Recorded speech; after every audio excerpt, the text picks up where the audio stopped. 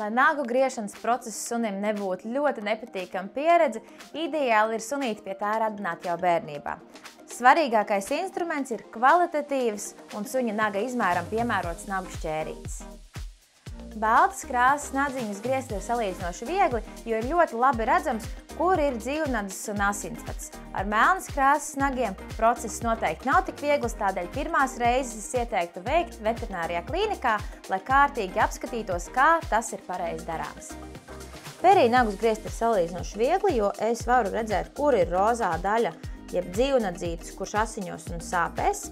Nadziņu griežam tādā leņķī, kā tas iet pret zemi, un negriežam ar pārāk lieliem gabaliem. Vienmēr griežam pa mazai drusciņai, labāk mazāk nekā par daudz. Un slavējam sunīti, kad tas tiek darīts. Labs puika, Karmiņš. Ja tomēr ir nejauši sanācis iegriezt dzīvnadzi un nadziņš asiņo, tad pirmais, ko mēs varam darīt, ir izmantot ūdeņraža pārskābi vai zilos graudiņus, lai šo asiņošanu apturētu.